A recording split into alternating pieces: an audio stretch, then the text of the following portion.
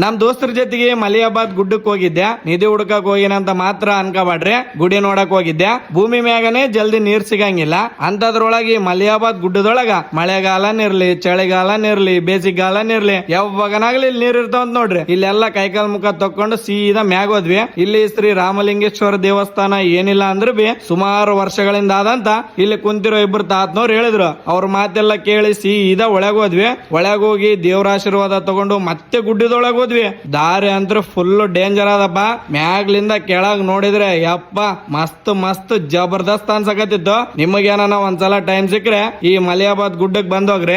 ಕಲ್ಲಿನ ಮ್ಯಾಗ ಏರ್ಕೊಂಡು ಹಂಗೆ ಒಳಗ್ ಹೋದ್ವಿ. ದೊಡ್ಡ ದೊಡ್ಡ ಬಂಡೆ ಕೆಳಗೆ ಶಿವಲಿಂಗ ಇತ್ತು ನೋಡ್ರಿ. ಎಷ್ಟು ಪುರಾತನ ಇತಿಹಾಸ ಇರ್ಬೋದು ಇದಕ್ಕ. ಇದಷ್ಟೇ ಅಲ್ಲ, ಈ ಗುಡ್ಡದೊಳಗ ಇನ್ನ ರಹಸ್ಯ ಜಾಗಗಳು ಜಗ್ಗ್ಯಾವ. ಅವೆಲ್ಲ ಹುಡುಕ್ಯಾಂಡ್ ಕುಂತ್ರೆ ನಾವೇ ಮಾಯಾತಿವಿ ಗೊತ್ತದಲ್ಲ. ಅದಕ್ಕೆ ಈ ಗುಡ್ಡ ಎಷ್ಟು ನೋಡ್ಬೇಕು ಅಷ್ಟು ನೋಡ್ಕೊಂಡು ದೇವರ ಆಶೀರ್ವಾದ ತಗೊಂಡು ಸೀದಾ ಕೆಳಗ್ ಬಂದ್ವಿ. ಕೆಲವು ಜನ ಮೂರ್ಖರಿಗೆ ನಮ್ ಇತಿಹಾಸ ಏನಂತ ಗೊತ್ತಾಗಿಲ್ಲ. ಆದ್ರೆ ನಿಮ್ಗೇನ ಗೊತ್ತಾಯ್ತಲ್ಲ, ನಮ್ ರಾಯಚೂರು ಸುತ್ತಮುತ್ತ ರಾಜ ಮನೆತನಗಳು ರಾಜರು ಹೆಂಗಿದ್ರಂತ. ನಮ್ಮ ಇತಿಹಾಸ, ನಮ್ಮ ರಾಯಚೂರು, ನಮ್ಮ ಹೆಮ್ಮೆ. ಮಲಿಯಾಬಾದ್ ಅವರು ಏನಾನ ಈ ವಿಡಿಯೋ ನೋಡಕತ್ತಿದ್ರೆ ಹಂಗೆ ಈ ವಿಡಿಯೋಗೆ ಒಂದ್ ಲೈಕ್ ಹೊಡೆದು ಈ ವಿಡಿಯೋನ ಎಲ್ಲರಿಗೂ ಶೇರ್ ಮಾಡ್ರಿ. ನಿಮಗೇನ ಒಂದ್ ಚೂರ್ ಟೈಮ್ ಸಿಕ್ಕ್ರೆ ಈ ಮಲಿಯಾಬಾದ್ ಗುಡ್ಡಕ್ ಬಂದು ಎಲ್ಲ ನೋಡ್ಕೊಂಡ್ ಹೋಗ್ರಿ.